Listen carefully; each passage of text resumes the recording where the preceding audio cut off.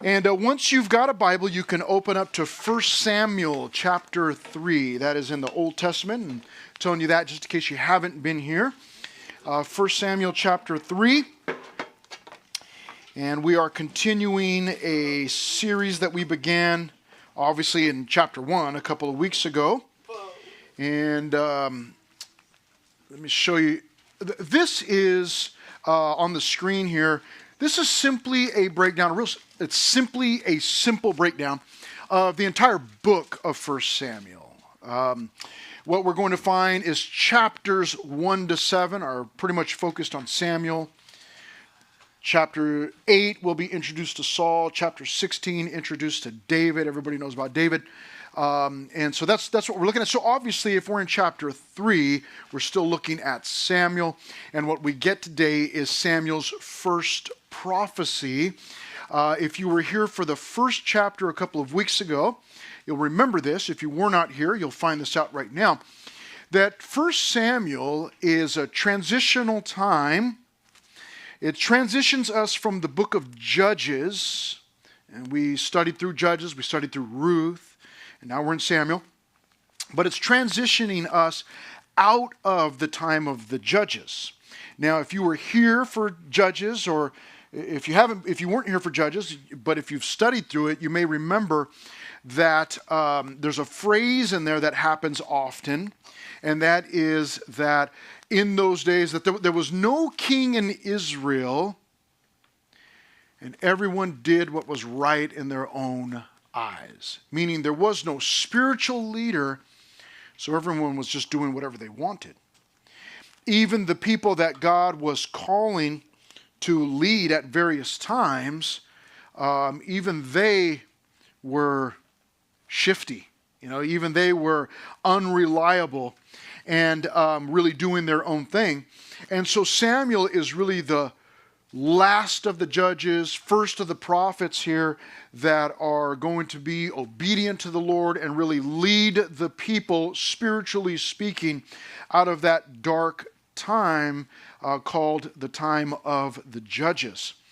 And so we're looking at Samuel here. So when I titled this, hey, it's 1 Samuel 3, Samuel's first prophecy, it's a huge, huge deal. You and I, if we've been in the church for a long time, we've heard lots about prophets, and so we can come to these things and go, okay, well, you know what, not a big deal, prophets, prophecy, whatever, heard it before, but we'll find out some incredible things about this section here. So 1 Samuel chapter 3, and as I normally do, I've given you here our first main division. So I broke this chapter up. We will cover the entire chapter.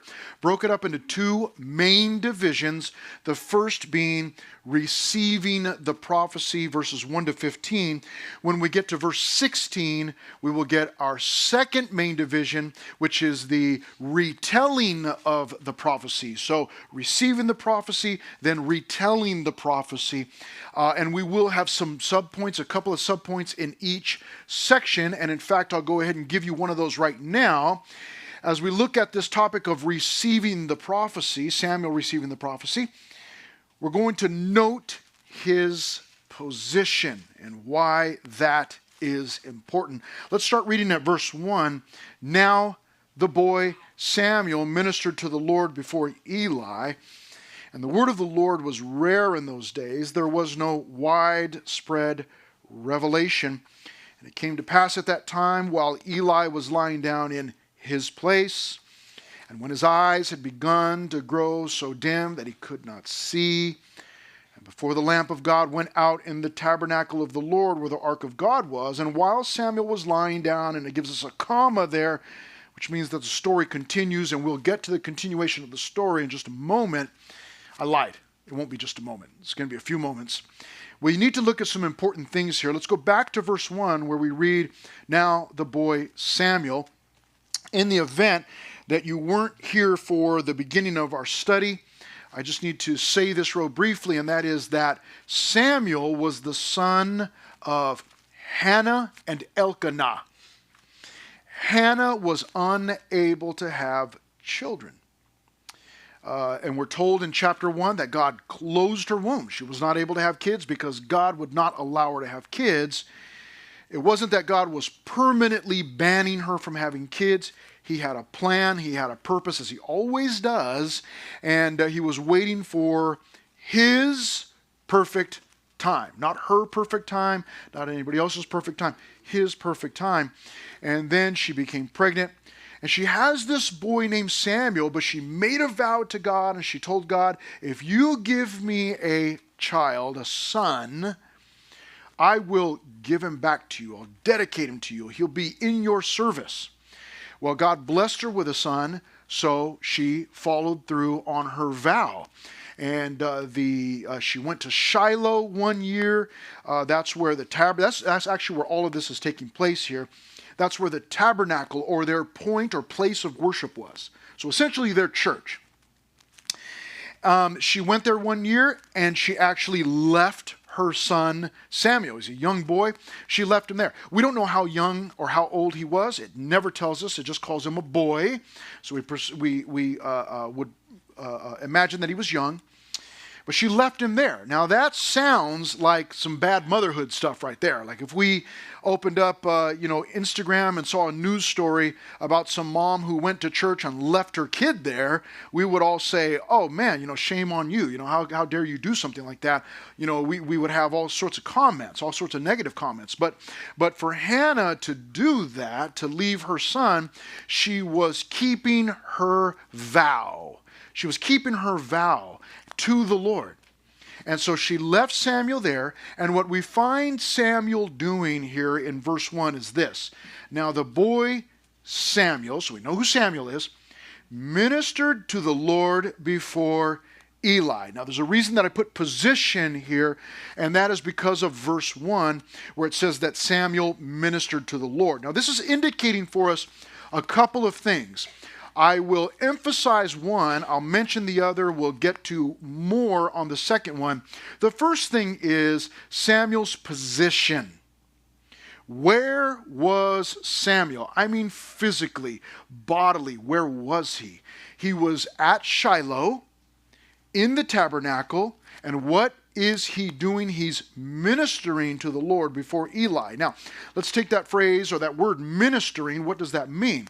We hear that sometimes. It's kind of an older term now, but we'll hear that sometimes. We'll hear pastors call that. Oh, he's a minister. You might see that on a church sign. Minister so-and-so is the head minister here. And we can sometimes get the wrong idea or a connotation from that word, because we might see somebody on our social media feed, some pastor who's super popular or famous, and they've got a church with thousands and thousands of people in there, and they're a minister. Oh, that's a minister. You don't approach them or whatever. The word minister simply means servant. That's what that means. Servant. And so when we read that the boy Samuel ministered to the Lord before Eli, it means that he was serving the Lord. Now you want to make a mental note of that, or if you're actually taking notes, you might want to just put a little note there, that he ministered to the Lord. But he did that before Eli. Now who in the world is Eli? Eli was the head priest there at the tabernacle. He's the one in charge. He's got a couple of other priests working along with him. They're actually his sons, Hophni and Phinehas, and they're all serving there together. His sons were actually rotten. We'll talk some more about them in a minute. But what Samuel is doing as a little boy is he's serving the Lord before Eli. In other words, under the leadership or the tutelage of Eli. Eli tells him what to do. Samuel does it. We're never told exactly what it is that Samuel's doing, and so we're left to guess or theorize. What we will find out in a few moments is that Eli, the old guy, is a rather large man. Well, I guess we'll find that out in the next chapter. But he's a rather large man, and we'll also find out in just a moment that he's going blind. So there's a lot that he either cannot do or that he's not doing. And so we may assume that he's telling Eli, go do this, go do that, go clean these things, go fix this, go pick this up, go prepare this, get these things ready. So when it says that Samuel ministered to the Lord, it doesn't mean that he was standing there in a black robe with a little white collar and, blessing everybody like a minister, okay, everybody come forward and, get this thing. It doesn't mean that. It means that he was doing the menial tasks. Menial tasks. What are menial tasks? The little things, the things that, the cleaning up, all those things that need to be done. So he's doing that under the leadership of Eli. And then we read in verse 1, and the word of the Lord was rare in those days. There was no widespread revelation. Now, the writer is setting the scene for us. We've got the boy Samuel. We've got the old man Eli, who's not doing a great job at what he's supposed to be doing, especially raising his sons, but protecting the priesthood, he's not doing that. So we've got Samuel, this little boy who's serving God.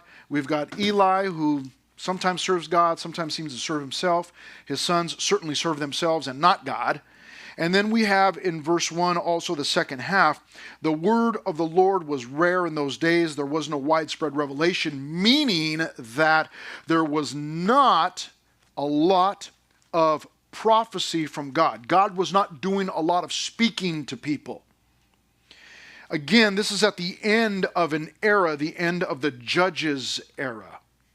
And God would pick specific people that he used during that time, and then he oftentimes had to end up disciplining them because they would go astray, they would be disobedient.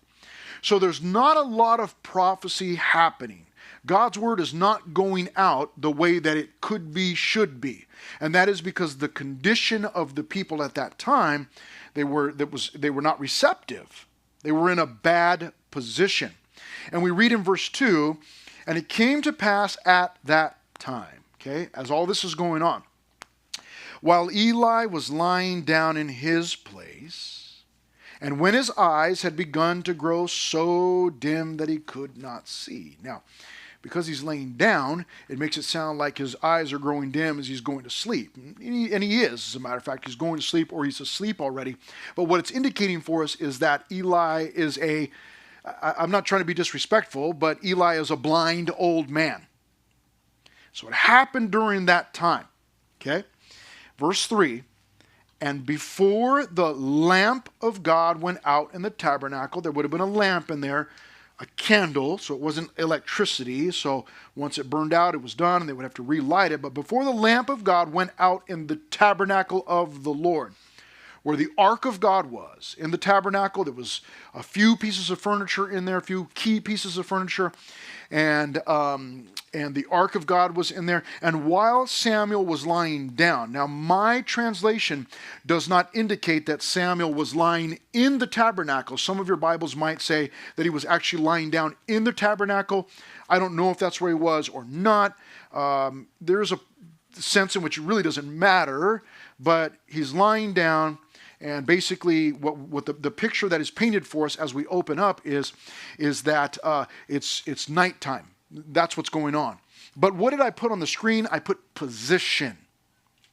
It's important for you and I to understand the position that Samuel is in as this first prophecy comes from the Lord. It's important because you and I will want to make sure that we are in the right position. How many of you are drivers right now? How many of you drive? Okay, you're driving, very good, either legally or illegally. I don't know, but you're driving. It's an exciting time when you're a teenager, man. Lots of changes happening. One of the big changes is permit, right? Now, when I was your age, I mean, it was a lot, man. It was in the 1900s.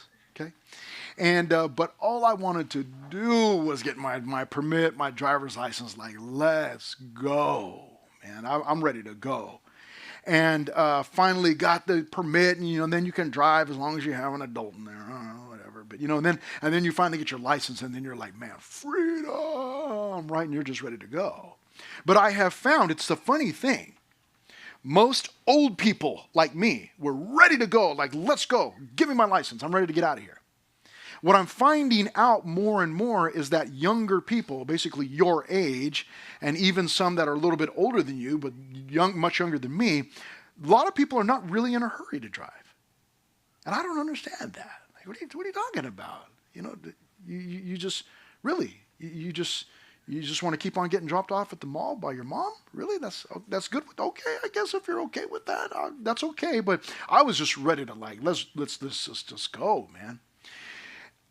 When you're driving, you've noticed those of you that do not drive yet, no doubt you have sat in your mom or your dad's car and, just pretended that you were driving, even if it was years ago when you were little. But you'll notice something as you get in the car, and if the car's not running and you're trying to steer the car, it ain't going nowhere, right? And it's real hard to turn that steering wheel. There's no power steering because the car's not on, and, you can't move that thing.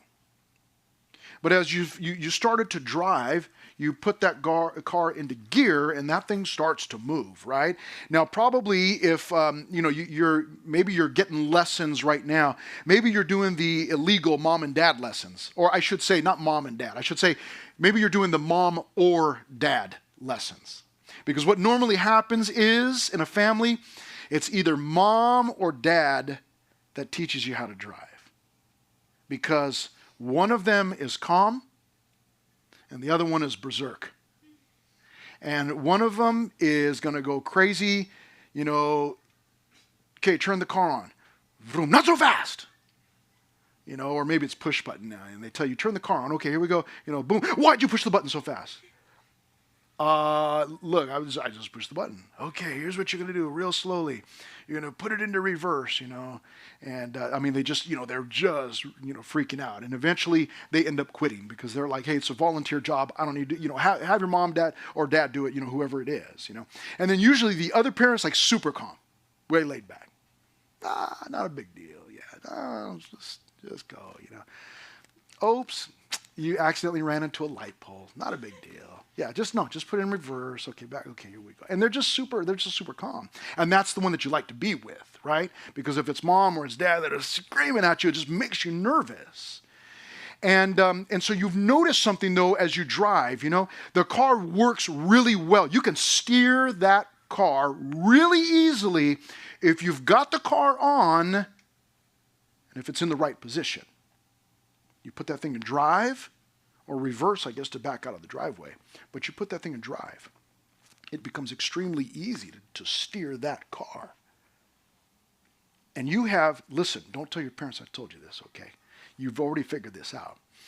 But you can actually, that car that weighs, a couple thousand pounds, there's hot metal in there, and hot rubber tires, and there's gas. It's just there's gasoline, oil, and there's a spark in there. It's a ticking time bomb just waiting for you to crash it into something, and then it's just going to explode. Just to, I don't want to freak you out. But you get in that thing, you put it in drive, you start moving, it becomes very, very easy. You can even steer that car, you probably have found. Don't admit right now, but you probably have found that you can even steer that car with one finger, man. You're kind of like, you try it, and then what does mom or dad do? Get both hands on there. 10 and 2, okay. But, you figured out that, man, I can actually steer this. Whoa, this is kind of, And, or maybe, oh, man, it even steers with my knees. Wow, oh, now I can text, You don't want to do that. But you've noticed that, man, you can steer that thing really easy. Why? Because it's in the right position. Now, here's the deal. You didn't think this had anything to do with the study. It actually does. Samuel's in the right position. He's in the right position. You and I want to make sure we're in the right position. What was he doing? He was ministering to the Lord before Eli. Eli's telling him what to do, but he's serving the Lord. Now we're going to find out in a moment, he actually doesn't even know the Lord yet. And you go, how can he serve the Lord? He doesn't even know the Lord yet. He's just operating in obedience. He's just doing what he's told, what his mom told him to do. And his mom said, you do whatever Eli tells you to do. And whatever Eli tells him to do, that's what he does. He's just doing it in obedience. He didn't even realize that he was serving the Lord. He knows that there's a God, but he doesn't know God yet, and he's just serving him. Listen, it's not difficult for God to speak to us. It's actually very easy for God to speak to us. What's difficult is for us to hear God speak to us. And that is because we are often clouded by so many distractions, so many things. What you and I want to do is make sure that we're in the right position, that we're serving God. And here's what I've observed over the last 32 years of being in churches, and that is that those people that God directs, normally they start out by just doing the menial tasks. You go, what does that mean? It means they show up and they vacuum at church, or they sweep, or they dust, or they arrange chairs, or wipe the chairs, or put the chairs away, or they help with whatever it is that needs to be done. They're just, somebody tells them what to do, and then they do it. They're in the right position. And then what happens from that point is it becomes very easy for us to receive instructions from God because we're already in the right position. And then God, like that car, begins to steer us very, very easily. So we want to make sure that we're in the right position. You go, well, what's the right position? The right position for you and I is to find ourselves serving God. You go, but what if God hasn't, spoken to me and, told me what to do yet? Well, we're going to find out what we should do in that place. But here we find out he's in the right position. The next subpoint is very closely related to the position, and that is the condition of his heart. See, Samuel, we might say, is the original church kid. Now, if you've been in church for a little while, you know what a church kid is. Sometimes they are PKs, pastor's kid. But sometimes they're not pastor's kids. Sometimes they're just church kids. And church kids, oftentimes, they might be in the right position. They might be in the church, and they might be busy doing things in the church. But the condition of their heart is not right. The position is important, but the other half of that is the condition of the heart. Because you can be in the right position, and again, if you've been in church for a little while, you recognize it. There are church kids, meaning church people, young people, who they're always at church, always at all the events. They hang out. You see them over here and over there, and they're up in somebody's office or they're backstage, and they're in all the cool church places.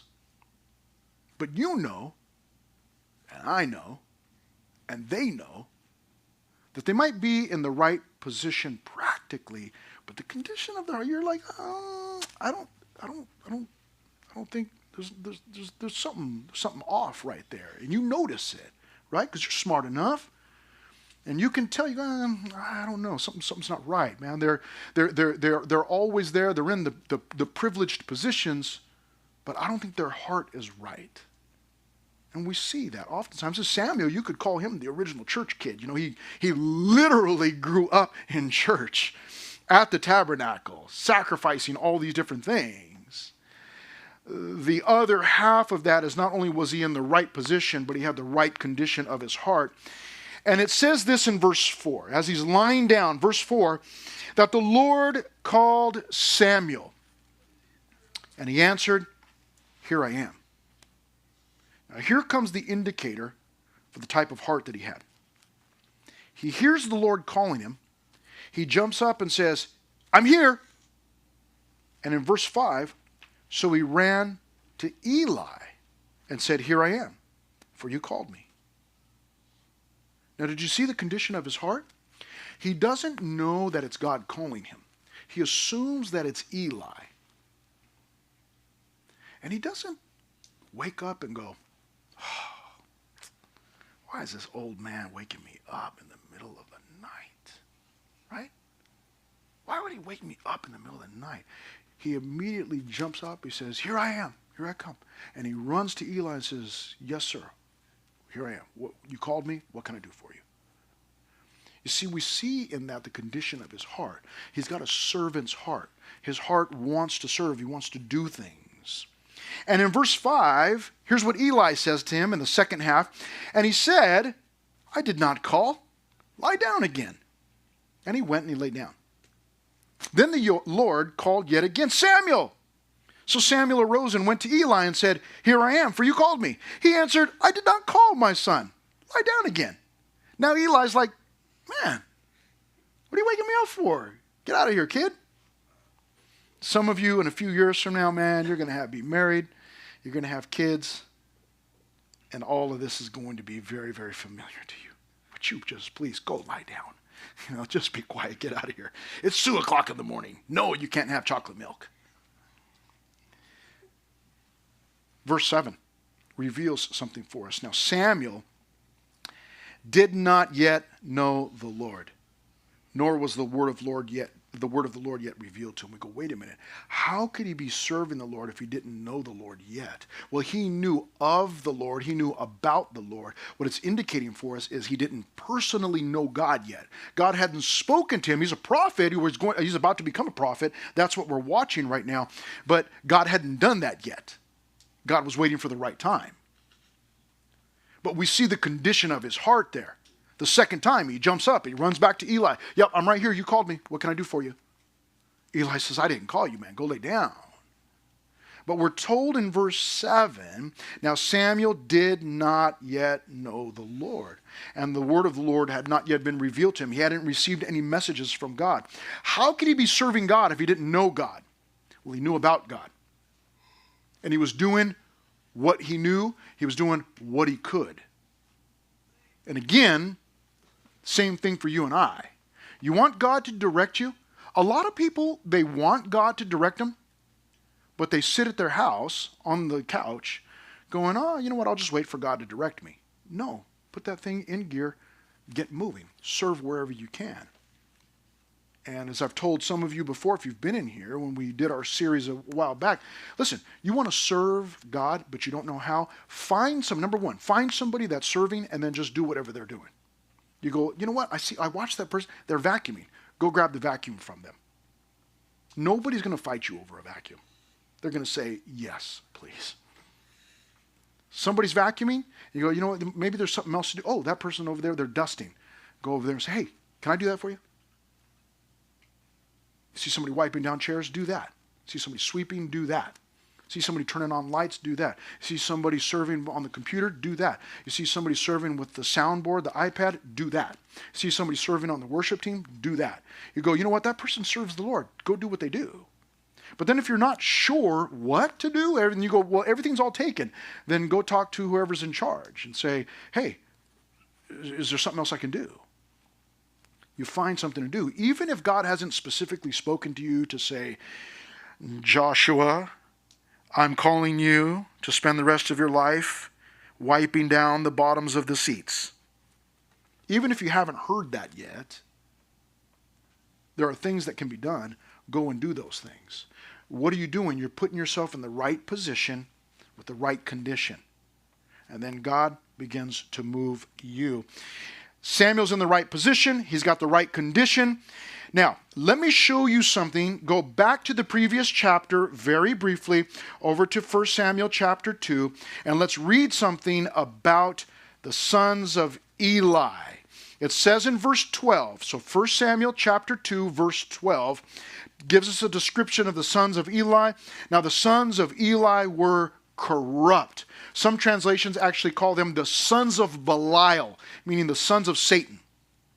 These guys were rotten to the core. Why is that? Verse 12 says, now the sons of Eli were corrupt. They did not know the Lord. They didn't know the Lord. Now go back over to 1 Samuel chapter 3. Samuel doesn't know the Lord either. But note what it says in verse 7. See if you can spot the difference. Now Samuel did not yet know the Lord. What's the difference? Did not yet. Thank you very much. Did not yet. Small word. There's 3 letters. Yet. You see, for the sons of Eli, it was too late. They had their chance, and God had already pronounced a curse on them and said, you know what? It's too late for those guys. I'm done with those guys. There's no chance. And he's going to remind them of that here in this chapter also. For Samuel, there's all the hope in the world, all the potential. He did not know the Lord yet, but he's learning the Lord. He's knowing or being introduced to the Lord right now. That's the difference. He knew that there was a God. He just didn't know him personally yet.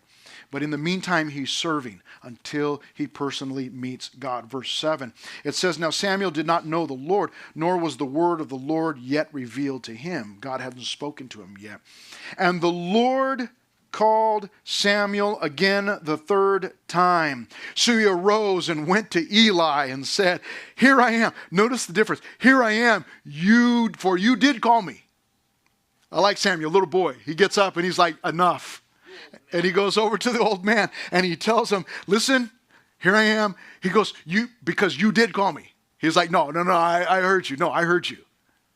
And then Eli at that point in verse 8, then Eli perceived that the Lord had called the boy. Therefore Eli said to Samuel, so he's directing him. He says, go lie down. And it shall be if he calls you, that you must say, speak, Lord, for your servant hears. It's a key verse. So Samuel went and lay down in his place. Now the Lord came and stood and called as at other times, Samuel, Samuel. And Samuel answered, speak, for your servant hears. See, there's the condition of his heart. Say whatever you want to say. I'm listening. I'm your servant. I'm your servant. Whatever you speak, say whatever you want to say. Lay it on me. And few and far between are those people that have that kind of condition in their heart where they got a heart condition where they just say, you know what, God, you say whatever you want to say, I'll receive it. Most people don't like it that way. It's like, God, you go ahead and speak to me until I hear something I don't want to hear. Then I'm cutting you off. Samuel says, speak, whatever you want to say. Then the Lord said to Samuel, behold, and we'll stop there for just a moment. Why? Here's why. Behold. Behold. Now you go, what? I've heard that word before. What's the big deal? Behold. So what? I mean, it's just part of the story. It is part of the story, but understand this. Remember we read a couple of minutes ago, back up at the beginning of our chapter, what did it say?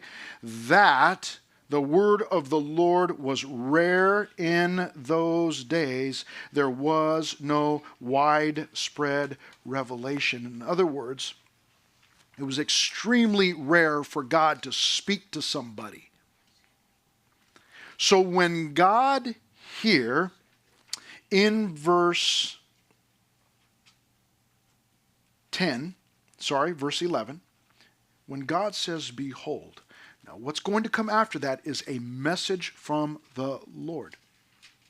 Understand, messages from the Lord are rare during those times. And so what's happening is this is a special moment in time or in history where God is now beginning to speak to somebody regularly, and this is the first word. This is what starts it all off. Behold.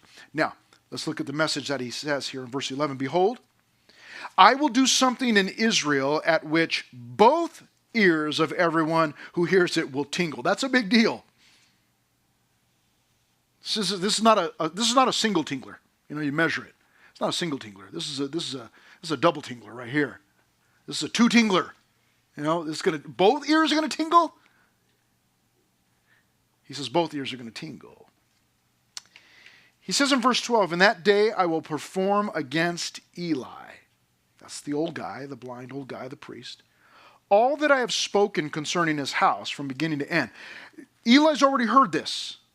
God's already told him through another guy. He says in verse 13, God's still speaking, for I have told him that I will judge his house forever for the iniquity which he knows, because his sons made themselves vile. They were nasty, and he did not restrain them. He should have kicked them out of being priests. He didn't do anything about it. He scolded them. Wasn't enough. Verse 14, and therefore I have sworn to the house of Eli that the iniquity of Eli's house shall not be atoned for by sacrifice or offering forever. In other words, they are hopeless. They're out of hope. No way. I'm not forgiving them. They've done wicked things. I've given them enough time to repent. It's done. It's over. I'm going to judge them. So in this message, this is the first message of many that God speaks to Samuel, to this prophet. Now, he's not a prophet yet. He's getting the message, right? He's receiving the prophecy. But he's not a prophet he's not a prophet by just getting a message. He becomes a prophet by giving the message or retelling the message. But notice in verse 15, before we leave this section, it says here, so Samuel lay down until morning and opened the doors of the house of the Lord. And Samuel was afraid to tell Eli the vision. Why was he afraid? Because it was judgment on Eli and on his family. So he was afraid. Now this is, I do not know all that was going on in verse 15. So Samuel lay down until morning. It doesn't say that he went back to sleep. I imagine, I do not know this for sure, but I imagine that Samuel was not able to sleep. He's a little boy, but all of us have experienced stressful times before, right? And then you have a hard time sleeping. Maybe it's a test. You feel like, man, I didn't study, or I didn't study enough. Or maybe it's some problem with a friend. Maybe there's a family issue going on.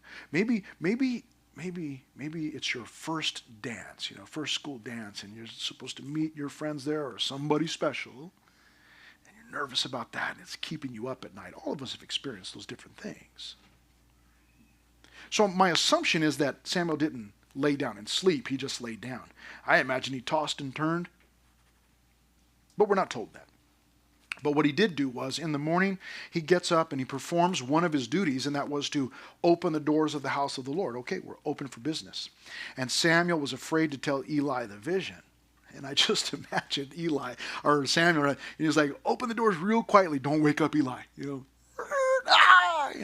and then, looking around, here comes Eli, and run around the other side of the tabernacle or something, or, I got to go to the bathroom, I'll be back, or whatever, whatever he's trying to avoid. Eli doesn't want to tell Eli what God said to him. Why? Because it's judgment on Eli. Now, this brings us to our second main division, which is the second and final. There's only two here. Again, we're going to see, we saw the receiving of the prophecy. Now we will see retelling the prophecy. Here's where he becomes a prophet. But first, what do we have? Confirmation of the prophecy. Verse 16. Then Eli called Samuel and said, Samuel, my son. He answered, here I am. Again, the condition of Samuel's heart. Yes, sir, what do you need? And he said, here's what Eli asks him. What is the word that the Lord spoke to you? And then check out what he says to this little boy. He asks him, what did God say to you? And then he says, please do not hide it from me. God do so to you, and more also, if you hide anything from me of all the things that he said to you. This old man actually says to this little boy, he says, listen, I know God came to speak to you. He's got a message. Eli probably assumed it was about him because he already knows he's in trouble with the Lord. And so he tells this little boy, he says, listen, you tell me what God said. And if you don't tell me, then I'm praying that whatever God said in that message, that he'll do that to you if you don't tell me. That's pretty wild, really. The threatening. And so in verse 18, then Samuel told him everything. Stop there for a moment, because what do we see there? We see Samuel becoming a prophet. You see, to just receive the message doesn't make you a prophet. You have to then take that message and give it away, and when you do that, then Samuel becomes the prophet there. See how that works? I mentioned church kids, a little earlier. You got church kids, people who they're always at church, but you're just kind of like, I'm not really sure, I'm not really sure about your commitment to the Lord, man. Like, what's going on? You're always hanging out in the right places and doing the cool things and on the cool trips and, with all the right people. But, I'm kind of seeing some things in your life. Church kids.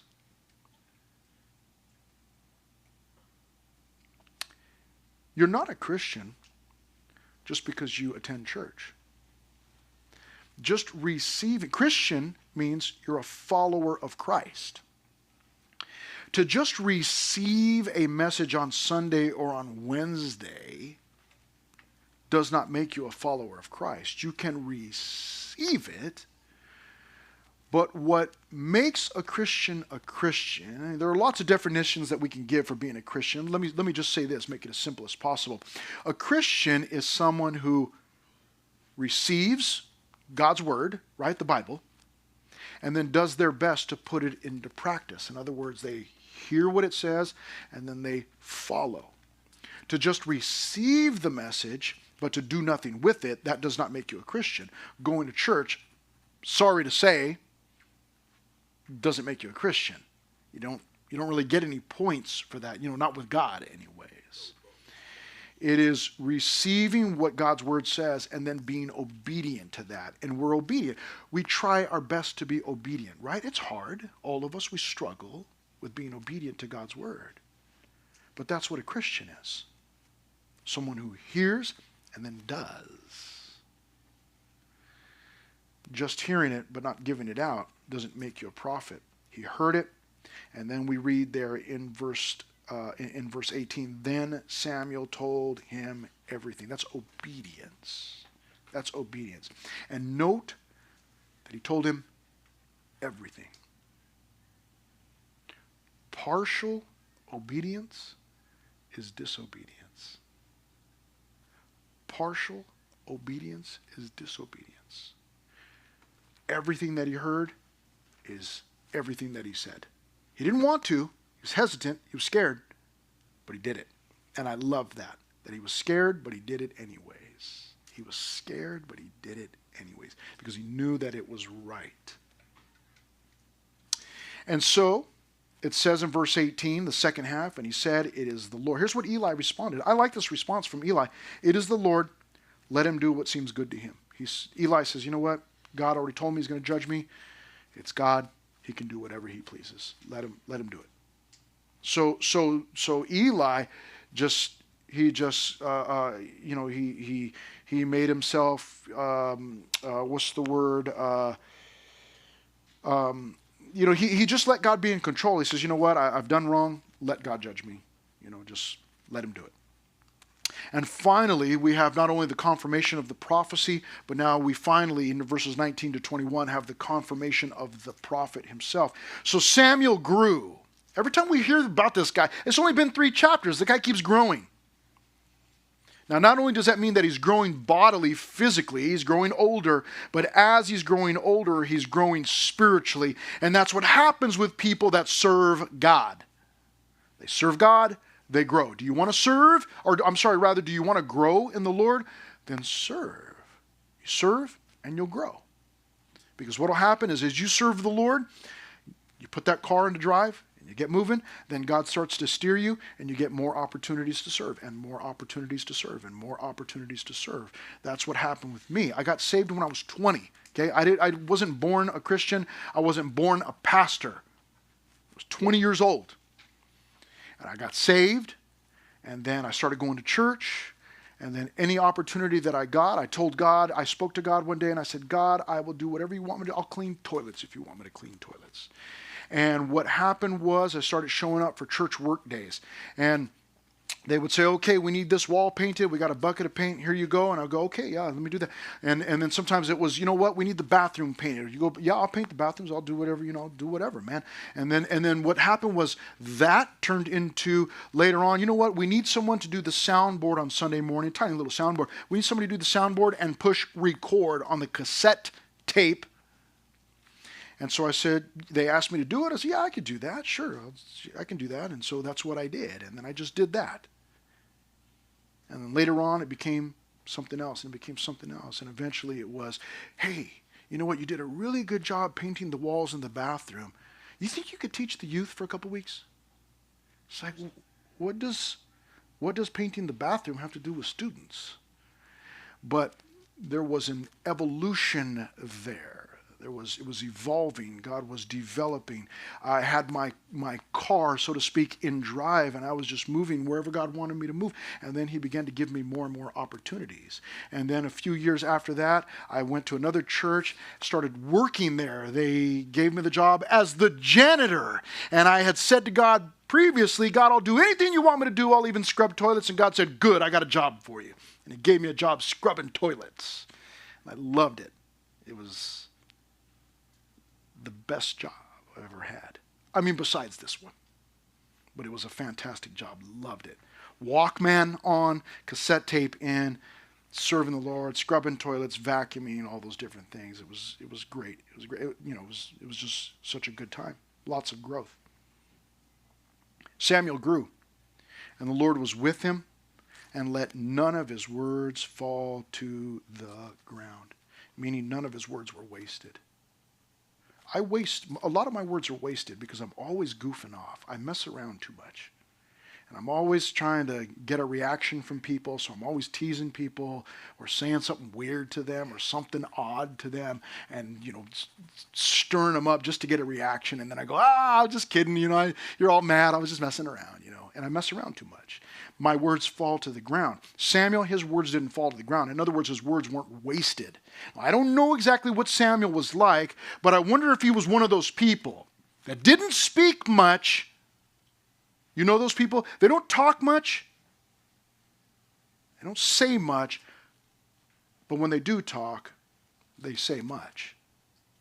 They don't say much very often, but when they talk, man, they just have some wisdom comes out. It's profound. Man, they always, they're kind of quiet. They don't say much. But then when they speak, man, they always have something good to say. I like those people.